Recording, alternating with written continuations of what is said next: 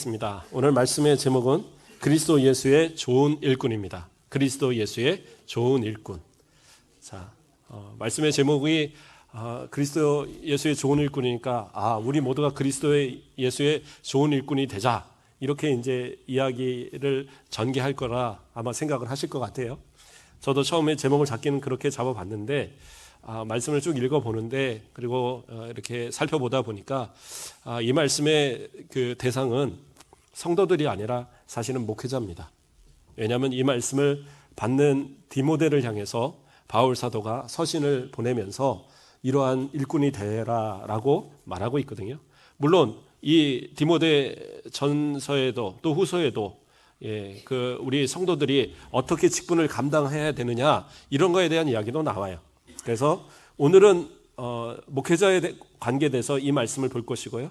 다음번에 이 말씀을 볼 때에는 우리 성도들과 또 성도들이 어떻게 직분을 감당해야 되느냐에도 살펴볼 겁니다. 근데 오늘은 먼저 목회자의, 정말 좋은 목회자는 어떠한 모습으로 목회를 해야 되느냐, 또 좋은 목회자가 되기 위해서 우리 성도들은 어떠한 모습으로 조력을 해야 되느냐, 이 말씀을 오늘 디모데 전서에 있는 이 말씀을 중심으로 한번 살펴보도록 하겠습니다. 목사님이 또 설교를 하면 목사님한테 잘하라라 보다, 그 얘기가 아닙니다. 왜냐하면 저도 이 말씀을 준비하면서 참 많은 생각을 했어요. 내가 하나님 앞에서 진짜 좋은 목회자 되어야 되는데, 진짜 좋은 하나님의 종이 되어야 되는데, 혹시라도 내가 실수하거나 우리 성도들을 향해서 소홀하지는 않았나, 돌아보는 시간이 되더라고요. 그러니까 우리 성도들도 함께 이 말씀을 통해서 은혜 받는 시간 되기를 간절히 축복합니다. 그리스도 예수의 좋은 일꾼이다. 이 좋은 일꾼이란 단어는, 이 단어가 종이다라는 의미를 가져요. 또는 봉사자, 헌신자, 이런 이 의미를 갖고 있습니다. 그래서 우리가 이 좋은 종이다, 그럼 뭐예요? 다시 말해서 충성을 다하는 종을 의미하는 겁니다. 그러니까 목회자는 하나님 앞에서 예수 그리스도의 이름으로 정말 나아가서 좋은 충성된 그러한 종이 될 때, 그것이 진짜 좋은 목회자가 된다는 사실입니다. 그러면 어떠한 사람이 진짜 좋은 목회자고 진짜 충성된 하나님의 종인가? 오늘 디모데 전서에서 좀 살펴볼 텐데요. 먼저는 디모데 전서 1장 19절에 있는 말씀을 살펴보겠습니다. 믿음과 착한 양심을 가지라. 어떤 이는 이 양심을 버렸고 그 믿음에 관하여서는 파선하였느니라. 이게 무슨 말이냐? 자, 이 디모데에게 바울 사도가 부탁하는 거예요. 너는 먼저 믿음과 착한 양심을 가져야 된다. 어떤 사람들은 이것에서 파산한 사람들도 있더라. 이 이야기를 이렇게 하고 있어요. 그럼 믿음은 어떤 것을 이야기하느냐? 말 그대로 믿음이죠. 우리가 하나님 앞에서 예수 그리스도를 믿는 믿음, 또 예수 그리스도를 인해서 구원의 그런 어떤 확신, 그런 믿음을 얘기하는 거예요. 목사님이면 당연히 믿음이 있잖아요. 그런데 믿음 없는 분들도 있더라고요. 가룟 유다가 사도로 부름받아서 3년이라는 시간 동안을 예수님을 쫓아다녔어요. 그러나 믿음을 잃어버리니까 어떻게 해요? 예수님을 팔아버려요. 바울 사도에게도 아픈 손가락이 하나 있었죠. 디모데 후서에서도 나오고 빌레몬서에서도 나오고 이렇게 나오는 이름이 있습니다. 누가 있어요? 데마라는 사람이 있습니다. 이 데마가 바울 사도가 1차 투옥할 때까지는, 로마 1차 투옥될 때까지는 상당히 이렇게 잘 섬기고 따르고 함께 복음을 전하고 그런 일꾼이었어요. 그런데 다시 2차 투옥이 됐을 때에는 데마가 어떻게 했느냐? 세상을 사랑해서 바울을 배신하고 데살로니가로 돌아가 버렸어요. 아예 세상을 사랑해서 떠났다라고 그렇게 디모데후서에 명시를 하고 있습니다. 그게 무슨 얘기입니까? 믿음 잃어버렸다는 얘기죠. 그러니까 아무리 충성되게 가서 주의 일을 감당하다가도 믿음을 잃어버리면 다 잃어버리는 거예요. 뿐만 아니라 오늘 그 본문에 이어서 1장 20절에 보면 어떤 사람들이 나오냐면 후메네오와 알렉산더가 있어요. 이 사람들도 어떻게 해요? 결국에는 믿음을 잃어버리니까 교회를 어지럽게 하고, 그리고 결국에서 교회에서 출교를 당했어요. 근데 아마도 이 성경에 이렇게 기록되는 이유는 이 후메네오와 이 그 알렉산더가 상당히 교회를 힘들게 하고 나갔던 사람들인 거예요. 이 후메네오 같은 경우에는 디모데후서에서 또 나오는데 교회를 그 성도들에게 잘못된 신앙관을 심는데, 다시 말해서 이단의 앞잡이로 행동을 했던 거예요. 지금도 보면은 왜 교회 신천지 같은 사람들이 교회 몰래 들어가 갖고 거룩한 척 잘 신앙생활을 하는 척 한 1, 2년 잘 지키다가 그러다가 한 사람씩 가서 막 포섭을 해서 그거 아니야. 목사님 말씀 그거 아닌 것 같아. 이러면서 자꾸 의심을 심고 그러다가 그 말씀에 혹해서 넘어가게 만드는 그런 경우들이 있거든요. 그러니까 이 당시에 흐메네오가 어떤 말들을 했느냐? 부활은 없어 라는 얘기들을 한 거예요. 이미 예수님의 부활로 부활은 끝난 거야. 이제 부활 같은 건 없어. 이런 식으로 이제 성도들을 미혹해 만들었던 그 사람이 후메네오입니다. 이게 이제 디모데후서에 나오는데, 어쨌든 그러한 어떤 잘못된 모습들, 잘못된 신앙의 모습들이 왜 있느냐? 믿음을 잃어버리니까 그러는 거예요. 처음에는 어떻게 했어요? 교회에서 열심을 냈으니까 이름이 나오는 거예요. 후메네오든 이 알렉산더건 정말 교회에서 충성을 다하는 일꾼으로 보였으니까. 그런데 결국에 믿음이 잃어버리니까 교회를 어지럽게 하고 출교당하는 그런 사람까지 되더라는 거죠. 그러므로 디모데를 향하여서 믿음 지키라고 말하고 있는 거예요. 디모데는 목사님인데 어떻게 해요? 믿음 없어도 목사님 되는 분들이 있더라고요. 목사님까지는 되는데 끝까지 못 가는 이유가 믿음을, 정신력 갖고는 목회를 할 수가 없습니다. 정신력 갖고 목회하는 분들이 가끔은 있어요. 결국엔 성도를 죽이는 일입니다. 잘못된 사상과 잘못된 그런 어떤 것에 성도들을 미혹해 합니다. 그런 모습들이 돼서는 안 되겠죠. 믿음 없이도 장로님도 될 수 있어요. 믿음 없이 장로님들 세워지면 교회를 힘들게 합니다. 성도들과 목회자의 어떤 중재 역할을 하는 게 아니라 편을 가르고 싸우고 다투고 그러한 모습들의 원인이 되는 경우들이 많이 있어요. 안수 이사님 때까지는 정말로 충성을 다하다가 목사님 되고 장로님 되고 나서 돌변하는 그런 경우들. 어떤 교회에서 장로님이 그랬다고 그러더라고요. 딱 장로님이 되자마자 목사님 그 당에 와서 하는 얘기가, 제가 이제는 목사님을 견제하는 사람이 되겠습니다. 이들은 아니에요. 그런 존재가 아니에요. 목회자는 장로님들과 더불어 하나가 되고 교회를 평안하게 이끌어갈 책임이 있는 거예요. 장로님도 그러한 책임에서 믿음으로 그것이 감당이 되어야 되지, 이것이 만약에 무슨 세상적인 어떤 계급이다, 어떤 그런 명예다, 이런 것으로 생각하면 정말 믿음 없는 행동인 거예요. 안수 입사님들은 마찬가지입니다. 믿음 없이 되는 분들이 있어요. 그래서 믿음을 잃어버리면 교회에서 일꾼이 아니라 교회를 힘들게 하는 원인이 되는 경우도 있어요. 교회에서 사사건건 일들에서 방해하고, 장로님들과 목사님들이 이렇게 당회에서 결정하고 이런 어떤 상황에서 왜 그렇게 하십니까? 막 손가락질하고 그런 일들이 많이 있어요. 그래서 패거리를 만들어서 데모를 하고 교회 안에서, 그거 별로 옳은 모습 아닙니다. 믿음 없으니까 그런 거예요. 권사님들은 그럼 우리 권사님들은 원래 아무것도 없는데요. 아니에요. 권사님들 세워놨는데 기도도 안 하고, 권사님들 세워놨는데 옆에 싸우기만 하고 다투기만 하고 가서 이간질하고 그러한 모습들 되면 왜요? 믿음 없어서 그런 거예요. 그러니까 차라리 평신도가 오히려 마음 편할 것 같아요. 그래도 교회에서 항상 새신자처럼 교회가 좀 커지면은요, 성도들이 성도를 다 몰라요, 서로. 그러니까 어느 순간 새로 오신 분들이 교회에서 열심히 하다가 앞에서 일들 맡고 이렇게 하다 보면 몇십 년 다닌 그런 신자들한테도 새로 오셨어요 하고 인사를 한단 말이에요. 그게 마음 편하면 그렇게 다니시는 게 차라리 나을 수도 있겠어요. 그런데 교회에서 직분을 맡았다고 한다면 믿음 없으면 안 돼요. 믿음 없으면 성도 망치고, 믿음 없으면 교회를 힘들게 하는 사람 되는 거예요. 믿음 없이는 결코 주님을 기쁘시게 할 수 있는 그러한 사람이 될 수 없다는 사실입니다. 히브리서 11장 6절 말씀에 믿음이 없이는 하나님을 기쁘시게 하지 못하나니 하나님께 나아가는 자는 반드시 그가 계신 것과 또한 그가 자기를 찾는 자들에게 상 주시는 이심을 믿어야 할지니라. 믿음이 있어야지 하나님을 기쁘시게 하는 거예요. 내가 하나님을 기쁘시게 못한다? 믿음 없는 거예요. 왜 안수 입사인데 하나님을 기쁘시게 못합니까? 믿음이 없어서 그래요. 왜 장로인데 왜 권사인데, 왜 목사인데 하나님을 기쁘시게 못합니까? 믿음이 없어서 그런 거예요. 아유, 저는 그러면 믿음 없으니까 이제 교회 나오지 말까요? 그 얘기가 아니에요. 믿음 가지라는 거죠. 믿음 찾으라는 거죠. 이런 믿음을 회복하라는 겁니다. 그래야 되는 거예요. 저도 마찬가지입니다. 목회자가 믿음 잃어버리지 않기 위해서 우리 성도들이 기도해 주셔야 돼요.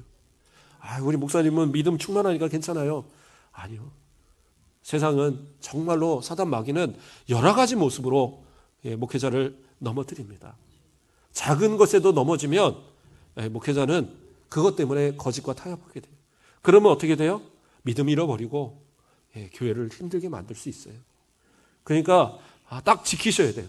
정문세 목사님이 절대 어디 다른 죄 될 만한 일에, 믿음을 잃어버릴 만한 일에 이렇게 연루되지 않도록 딱 지켜주셔야 돼요. 누군가가 와서 뭐 그럴 일은 없지만, 제가 옛날엔 좀 자신 있었는데 요즘은 자신이 없어서 이렇게 뭐 이쁜 여자들이 와서 저를 막 꼬시려고 그런다. 그럼 어떻게 하셔야 돼요? 어디서 우리 목사님을 하고 이제 혼내셔야 돼요. 막 그런 일도 있으셔야 되고. 요즘에는 저희 아내도 안심하더라고요. 그래서 어쨌든 그래요. 어쨌든 목회자가 믿음 잃지 않도록 그런 상황들을 항상 기도하시고 같이 협력해 주셔야 되는 거예요. 자, 또 두 번째로는 뭐를 얘기합니까? 목회자가 착한 양심을 가져야 된다라고 얘기하고 있어요. 목회자는 완전하지 않습니다. 그렇죠? 목회자도 사람이에요. 실수하고 넘어질 수 있어요. 그렇기 때문에 날마다 그 양심에, 선한 양심을 잃지 않게 해서 기도하고 다분히 노력해야 되는 것이 목회자의 모습이어야 합니다. 자칫 목회자가 양심을 저버리면, 여기서 이 선한 양심이라는 것은 어떤 얘기냐? 도덕적으로, 윤리적으로 선한 모습을 가지라는 의미예요. 그냥 뭐 말씀의 그 선한 양심이 아니라 말씀을 통한 그런 윤리적인 모습, 도덕적인 모습을 잘 지키는, 그렇죠? 어떠한 유혹이 와도 단호하게 아닙니다 하고 끊을 수 있는 그러한 모습이 있어야 된다는 거예요. 그게 목회자의 모습이에요. 목회자들이 대부분 TV나 이런 데서 매스컴을 타는 이유들이 보면 돈 아니면 여자예요. 하여튼 목사님들 그렇게 뭐라고 할까요? 존경받던 목사님들이 여자 아니면 돈에 넘어가요. 보면은 그 유혹에 넘어가서 그 여자가 꽃뱀이라서, 아니요. 대부분 보면 여자들이 잘못한 게 아니라 목사님이 잘못한 경우가 많더라고요. 솔직하게 얘기해서. 왜요? 목사님도 사람이니까. 그러니까 목회자도 항상 그러한 어떤 꺼리를 만들지 않도록 정말 노력해야 되는 거예요. 그러한 모습이 제게도 있기를 위해서 그렇게 기도해 주셔야 돼요. 제가 젊었을 때는, 어렸을 때는, 장가가기 전에 이럴 때는 수련회 같은 데 가고 그래도 우리 여자 청년들 막 갖다 집어 던져서 물에 빠뜨리고 그랬거든요. 그 재미로 그렇게 막 했어요. 근데 저는 아무 생각이 없었습니다. 근데 저희 아내하고 연애할 때 제가 또 교회에서 그때 청년 하나를 갖다 물에 던졌나 봐요.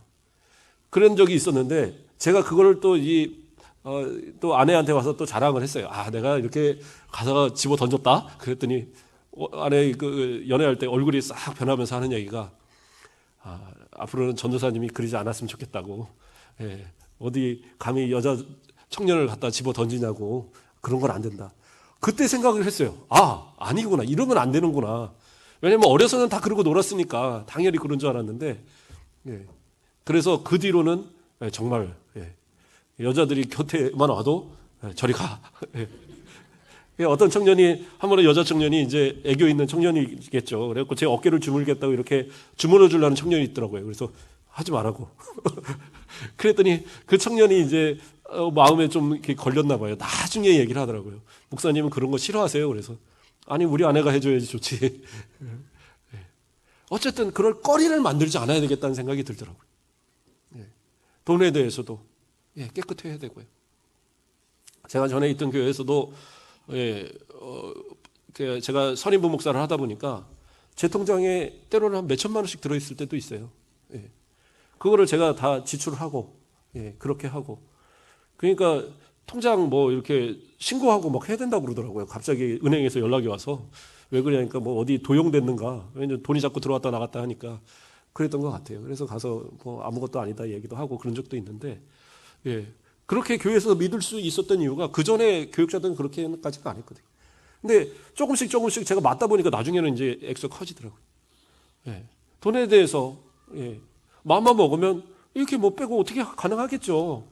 근데 그것을 정직하게 하니까 교회가 믿어주고, 예. 10년이 넘는 시간 동안 그 교회에서 있을 수 있는 이유가 되지 않았는가 또 생각이 듭니다. 제가 얘기 드리는 거는 그렇다고 해서 목사님은 여자 돈에 대해서 아주 청렴한 분이니까 걱정 안 해도 되겠죠. 그게 아니에요. 한순간에 무너지는 거예요. 한순간에. 그러니까 목사님 위해서 기도하셔야 돼요. 절대 뭐 그럴 일은 없겠지만 외모로 봐서 판단하지 마시고 누군가가 또 이렇게 그럴 수 있으니까 절대 그래서는 안 된다. 또 돈에 대해서도 목사님 정말 유혹받지 않기 위해서 기도하셔야 되고, 그러한 어떤 도덕적으로, 그러한 윤리적으로 문제가 되지 않는 목회자가 되어야지 그 사람이 정말 좋은 하나님의 일꾼이 되는 거예요. 또 목회자가 이러한 청렴한 모습을 가져야지 성도들에게 말할 수 있잖아요. 깨끗하게 살으라고. 그렇죠? 정결하게 살으라고. 목회자가 위에서 말하는데 말로는 착하게 살고 말로는 정결하게 살고 말로는 윤리적으로 도덕적으로 깨끗하게 살으라고 하면서 자기는 지키지 못하면 그 말을 누가 믿겠어요? 그래서 저도 날마다 조심합니다. 또 그래서 이 말씀을 증거할 때도 마음을 돌아보고 생각하게 됩니다. 이렇게 조심스럽게 증거하는 말씀입니다. 그럼 우리 성도들도 마찬가지로 삶을 통해서 노력하십시오. 본인들도 그러한 유혹에 넘어가지 않도록. 대부분 보면 남자들은 술이 문제더라고요. 술을 끊어야 되는 이유 중에 하나가 술 먹고 사고 치는 거예요. 제가 뉴스 보다 보니까 꼭 술 먹고 사고 치는 거예요. 연예인 하나도 보니까 술 먹고 사고 쳐갖고 인생 망쳤죠. 최근에 보니까 어떤 공무원도 연수 갔다가 어떻게 했는데 술 먹고 여자 그 공무원 들어있는 숙소에 들어가서 사고 쳐갖고, 근데 기억이 안 난다는 거예요. 그런 거는 그 자체가 죄인 거예요.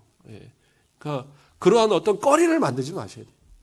내게 있어서 정말 사람들에게 손가락질 당할 만한 그런 상황이 되지 않도록 나를 좀 정결하게, 거짓말도 하지 마시고 되도록이면 정직한 말만 하시고 사람들이 보든지 안 보든지 어디든지 성실한 모습 가지시고, 그럼으로써 하나님 앞에 칭찬받을 만한 그러한 삶의 모습, 그러한 믿음과 선한 양심을 갖는 그러한 또 목회자, 그리고 우리 성도들이 될 때 그것이 하나님 보시기에 합당한 그러한 좋은 그러한 종들의, 좋은 하나님의 사람들의 모습이 될 거라 생각합니다. 그러한 모습들 되시길 주님의 이름으로 축복합니다. 또 두 번째로는 목회자는 어떠한 사람이어야 되느냐? 기도하는 종이어야 됩니다. 기도하는 종. 디모데전서 2장 1절 말씀을 보면, 그러므로 내가 첫째로 권하노니 모든 사람을 위하여 간구와 기도와 도고와 감사를 하되 라고 나옵니다. 그 앞서도 여러 가지 얘기를 쭉 했거든요. 그런데 2장 1절에 가서 내가 첫째로 권하노니 뭐예요? 가장 먼저 힘쓰라는 얘기죠. 그게 뭐예요? 기도하라는 거죠. 목사님 기도 많이 하십니까? 많이는 못합니다. 새벽에 그래도 때로는 막 버텨요. 왜 버티냐? 성도들이 좀 갈 때까지는 버텨야 될 거 아니에요. 졸리고 그래도 기도하는 거죠.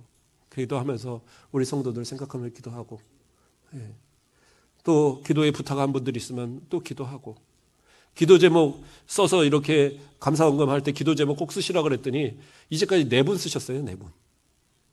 4분 기도 제목을 다 외워요. 기도하도록 만드셔야 돼요. 목회자를.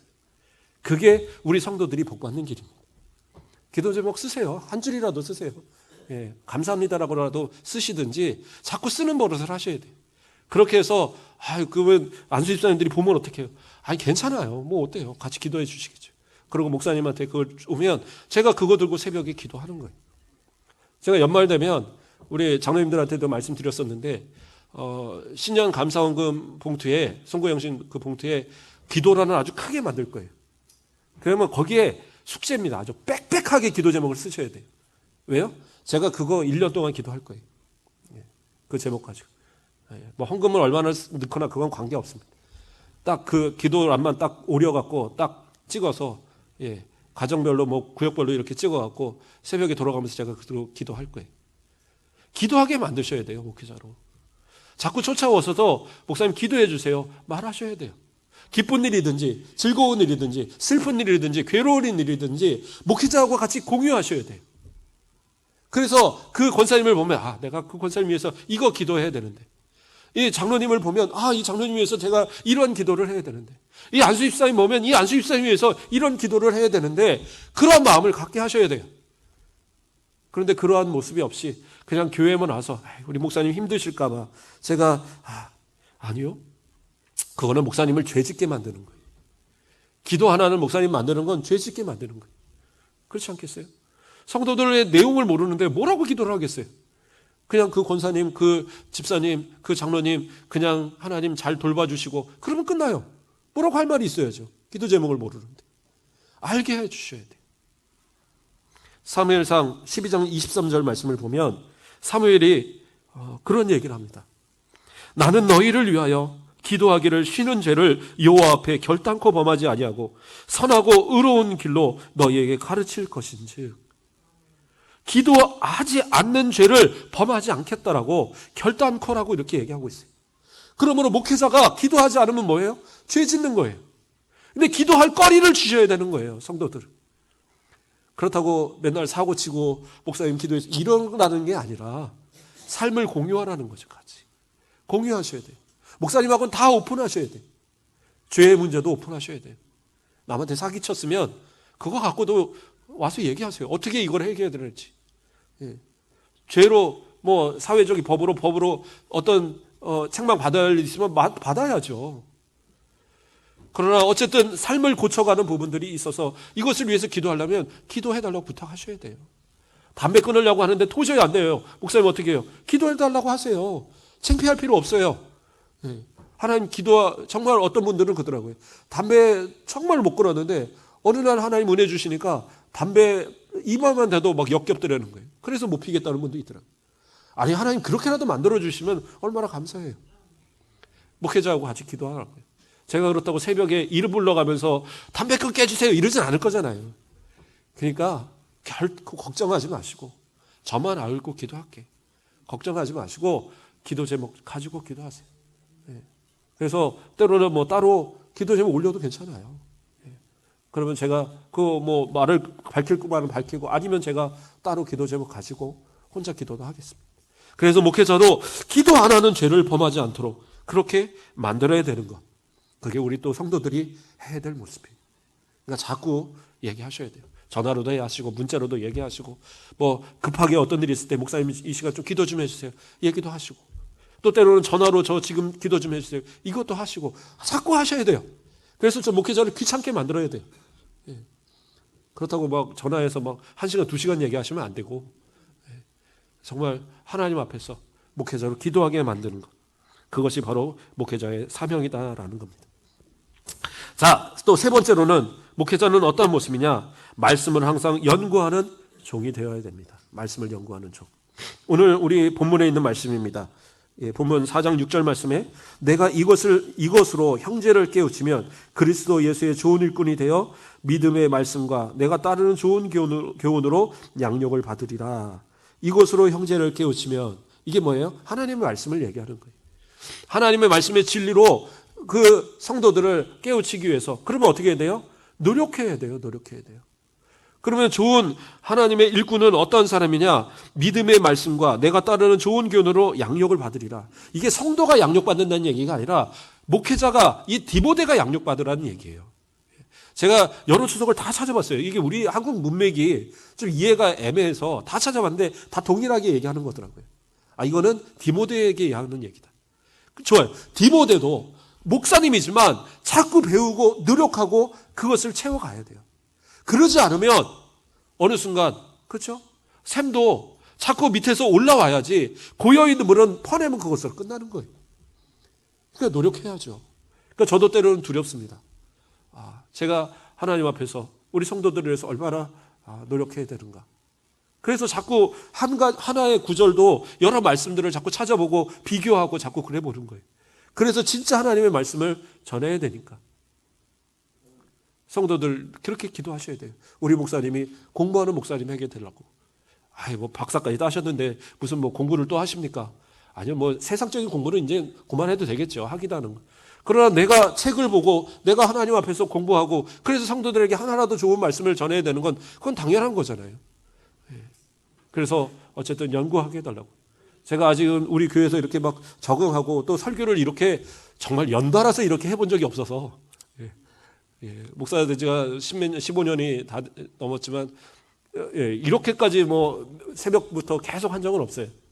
근데 어떤 목사님들을 보면 좋아요. 주일 오전 예배는 뭐 꼭 금처럼 이렇게 귀하게 준비하는 분들이 있고요. 근데 오후 예배는 성도들이 한 절반 좀 주니까 그러면 한 은처럼. 수요 예배는 거기서 또 절반 주니까 한 동처럼. 새벽 예배는 그냥 쇠붙이처럼 그렇게 취급하는. 그래서 저는 그러고 싶지 않아요. 우리 가곡교회 이렇게 시작한 이 목회, 제가 우리 가곡교회에서 정말 끝을 내는 그 마지막 순간까지, 그렇죠? 앞으로 20년 이상은 제가 책임진다고 했죠. 그동안 이 마음 변치 않았으면 좋겠어요. 새벽에 오시는 우리 성도들을 보면 알 거예요. 그냥 허투루 준비하지 않습니다. 새벽에 있는 설교도 주일 예배 오전 설교 같이 준비해요, 제가. 그래서 제가 원고도 계속 우리 홈페이지에도 올리고 계속 제가 뭐 우리 성도들이 볼 수 있는 여건은 다 만들어요. 그런데 한 2명 봐요. 저번엔 1명 저 혼자 봤다 그랬죠. 그런데 요즘에는 한 2명, 3명 보더라고요.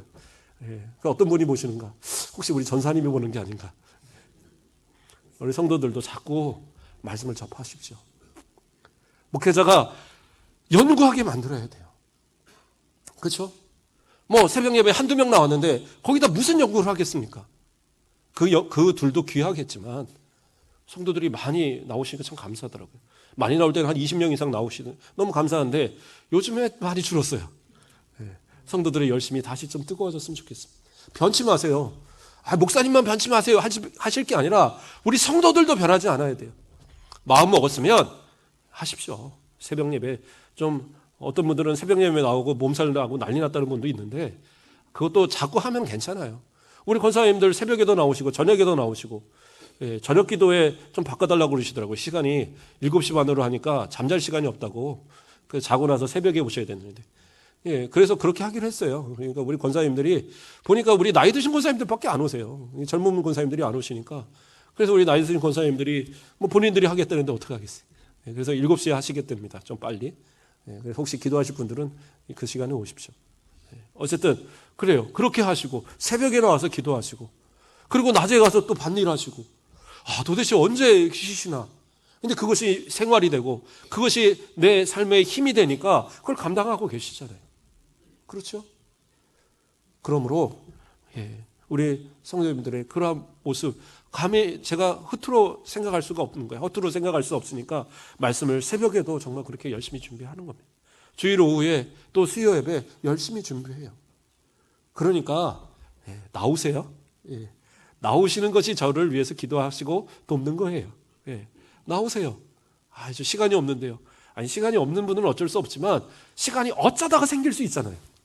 수요일 날 어쩌다가 막 갑자기 비가 와서 일을 안 나가는 경우. 뭐 또 주일 오후에 꼭 출근하시는 분이 어떤 날 이제 출근 안 하시는 분들도 있잖아요. 그러면 집에 가서 괜히 시간 때우지 마시고 같이 와서 예배 드리세요. 말씀을 사모하세요. 말씀을 들으세요. 그것을 통해서 하나님의 역사가 우리 가운데 임하는 겁니다. 그것이 목회자가 기도하게 만들고 목회자가 말씀을 준비하게 만드는 거예요. 연구하게 만드셔야 돼요. 말씀을. 그래야지 그 말씀이 내게 하나님의 말씀으로 내게 채워져서 내가 복되고 어떠한 사단 마귀가 틈타고 신천지가 와서 아무리 쿡쿡 찔러도 아니야. 목사님한테 말씀 배울 때 그렇게 안 배웠어. 말할 수 있어야 되는 거예요. 그렇죠? 그렇게 하나님의 말씀을 통해서 또 은혜 받으시고 목회자로 그렇게 기도할 수 있도록 만드시는 우리 성도님 되시길 주님의 부탁드립니다. 또 연장해서 좀 더 말씀을 드리면 그 사도행전 6장에 보면 안수집사님들을 세우는 장면이 나오죠. 사도행전 6장 3절에서 4절 말씀을 보면 형제들아 너희 가운데서 성령과 지혜가 충만하여 칭찬받는 사람 7을 택하라. 우리가 이 일을 그들에게 맡기고 우리는 오로지 기도하는 일과 말씀 사역에 힘쓰니라 하니. 이게 무슨 말이에요? 교회의 중직자들이 세워졌어요. 그럼 그 세워진 이유가 뭐냐는 거예요. 장로님들이 세우고 안수 집사님들을 세우고 권사를 세우고 우리 집사님들을 세우고 그 이유가 뭘까요? 교회를 살림을 열심히 하고 전도 열심히 해서 교회를 부흥시키게 하고, 그렇죠. 다 그런 이유죠. 근데 처음 직분자들이 생길 때의 이유는 뭐였느냐? 교회 내에 다툼이 있었잖아요. 서로 헬라파 그리스도인들과 히브리파 그리스도인들 가운데 다툼이 있었어요. 그 다툼을 잠재우기 위해서 누굽니까? 안수 집사님들을 7을 세운 건데, 근데 엄밀히 보면 다툼 때문에 세웠다기보다는 목회자가 그 모든 것을 다 감당할 수가 없었으니까 그런 거예요. 그 오순절 다락방의 역사로 인해서 베드로가 한번 가서 막 전도할 때 3,000명, 5,000명이 회개하는 역사가 막 일어났거든요. 그러니까 예루살렘 교회가 막 차고 넘치는 역사가 일어났던 거예요. 근데 12명의 사도 가지고 이 사도들이 가서 이걸 처음에는 말씀만 전했는데 나중에는 막 사람들이 와서 헌금을 해요. 그러니까 그 액수가 많아져요. 그러니까 이거를 또 가지고 이렇게 관리를 해야 되고, 또 이것을 가지고 이 사람을 먹도록 이 사람 부족한 걸 채워주고, 그런 또 회개 업무를 막 해야 되고, 그렇죠? 또 나중에는 또 막 기도로 바로 온 사람이 저도 해주세요, 저도 해주세요, 막 우르르 서 있으면, 그렇죠? 사도들이 다른 좀 사도들을 가서 줄을 서시오, 막 그러고 있단 말이에요. 그러니까 정말 말씀을 전해야 될 사도들이, 정말 기도해야 될 사도들이 그러한 것을 할 수 있는 시간들이 자꾸 없어지는 거예요. 그것이 자꾸 말씀이 약해지니까 어떤 일이 일어나요? 교회에 다툼이 생기는 거예요. 교회에 다툼이 생겨서 안수집사를 세운 게 아니라 목사님의 말씀이 약해지니까 이 말씀이 약해지는 걸 이대로 두어서는 안 되겠다 생각해서 그 안수집사님들을 세운 거예요. 그래서 그들이 세워져서 교회 살림을 잘 감당하니까 어떻게 돼요? 목사님은 어떻게 합니까? 말씀에 전무할 수 있었던 거예요. 기도에 전무할 수 있었던 거예요. 그렇게 되니까 교회가 어떻게 해요? 말씀이 왕성하여지면서 나중에 가서는 제사장의 무리까지 회개하고 돌아오는 역사가 일어나더라는 거예요. 이것이 뭐예요? 가서 우리 안수 집사님들이 전도해서, 권사님들이 전도해서, 목사님 장로님들이 가서 전도해서 그래서 숫자가 불었다는 얘기입니까? 아니에요. 교회가 말씀이 풍성해지니까, 하나님의 말씀이 살아있으니까 성도들이 그 말씀으로 회개하고 돌아오는 역사가 일어나더라는 거예요. 목사님을 위해서 그래서 기도하시라는 거예요. 그래서 우리 장로님들, 우리 안수집사님들, 우리 권사님들이 자기 역할 잘 감당하라는 거예요. 그렇게 하셔야지 목사님이 딴 데 신경 안 쓰잖아요. 말씀에 더 연구하고 말씀에 더 집중해서 하나님의 말씀이 막 살아있어야지. 그렇죠? 그래도 참 감사한 거는 제가 이 동네에 이렇게 전도하거나 이렇게 하다가 사람들 만나보면 좋은 소리들이 들려요. 우리 권사님들이 가서 막 자랑한대요. 목사님 잘생겼다는 소리는 안 하고, 우리 목사님 말씀 좋아요 소리 자꾸 하신대요. 너무 행복해요. 자꾸 그렇게 하셔야 돼요. 그들로 궁금하게 만드셔야 돼요. 그래서 그들로 와서 듣게 하셔야 돼요. 어떤 분도 그러더라고요. 인터넷 통해서 들었어요. 이런 얘기도 하더라고요. 자꾸 듣게 하시고, 그래서 목회자가 긴장하고 자꾸 더 준비하고, 그렇죠? 많은 사람들이 듣는데 함부로 할 수 없잖아요. 그렇게 더 노력할 수 있도록 그렇게 만들어 주셔야 돼요. 딴 데 신경 쓰지 않도록 우리 성도들이 다 열심을 내서 수고하고, 누가 하나 안 나오면 목사님이 언제 기도하나 그렇게 이렇게 전화하나 그런 거 지켜보지 마시고 가서 알아서 좀 챙기세요. 자꾸 오게 하고. 제가 전사님하고 다 체크하고, 전사님이 1차 전화하고 제가 해야 될 분 또 따로 하고 그렇게도 하지만 우리 성도들이 스스로 좀 하셔야죠. 그래서 목사님이나 우리 전사님은 기도에 전무할 수 있도록, 말씀에 전무할 수 있도록 자꾸 여건을 만들어 가셔야 돼요. 그런 교회가 성장하고 그런 교회가 세상을 이끌어가는 교회가 되어집니다. 마지막으로 말과 행동의 본이 되어야 됩니다. 제가 앞에서 막 하다 보니까 좀 시간이 갔는데요. 디모데 전서 4장 12절에서 13절 말씀을 보면, 누구든지 내 연수함을 업신여기지 못하게 하고 오직 말과 행실과 사랑과 믿음과 정절에 있어서 믿는 자에게 본이 되어 내가 이를 때까지 읽은 것과 권하는 것과 가르치는 것에 전념하라 라고 얘기하고 있어요.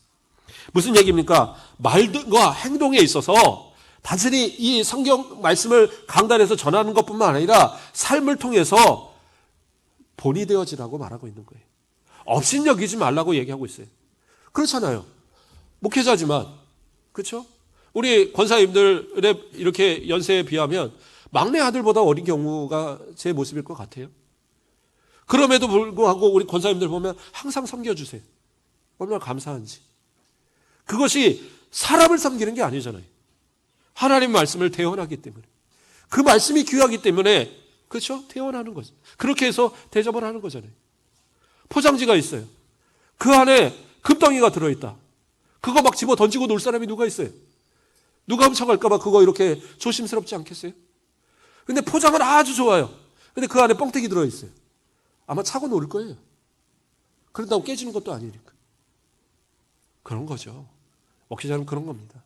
목회자가 귀해서가 아니라 하나님의 말씀이 귀하기 때문에 대접받는 겁니다. 그래서 때로는 부담스럽기도 해요. 그러나 목회자는 노력합니다. 본이 되기 위해서. 성도들이 보고 그래 우리 목사님처럼 좀 살아야지. 목사님처럼 행동해야지. 목사님처럼 그러한 모습이 되기 위해서 저도 노력을 합니다. 그러니까 우리 성도님들 위해서 기도해 주세요. 목사님이 본이 되게 해달라고. 목사님이 그런 어떤 말과 행동에 있어서 정말 그리스도인다운 목회자다운 정말 어디 가서 자랑하기에 부족함 없는 그런 우리 목사님 되게 해달라고 기도해 주세요. 그것이 중요합니다. 그리고 우리 성도들도 강단에서 목사님이 이렇게 말씀을 전할 때 정말 고심하고 말을 하는 거예요. 그리고 목회자도 수없이 지켜야지 다짐하면서 말씀을 전하는 거예요. 목회자도 실수해서 못 지킬 수도 있어요. 그러나 주시는 말씀은 하나님의 말씀이기 때문에 아멘하고 받으시고 내 삶을 통해서 지키셔야 돼요. 못 지키면 어떡합니까? 그러면 또 다시 지켜야죠. 뭐 어떡하겠어요? 하나님의 말씀인데. 이번 주 안 되면 또 다음 주 또 지키시고 그 다음 주 또 지키시고 그러다 보면 어느 순간 지켜지지 않겠어요? 아예 포기하시고 나는 안 되라고 생각하지 마시고 우리 그렇게 살자고요. 그렇게 해서 정말 목회자는 목회자 되고 정말 목사님은 강단에서 말씀다운 말씀 증거하고 무릎 꿇어 기도할 때에 성도들의 이름을 불러가며 그 사정을 알고 기도하고 우리 성도들은 목회자가 올바른 목회자 되기 위해서 하나님 우리 가곡교회를 앞으로 이끌어갈 앞으로 20년을 책임져갈 그러한 목사님 부끄럽지 않는 목사님 되게 해달라고 기도해 주세요. 그래야지 좋은 목사님 되는 겁니다.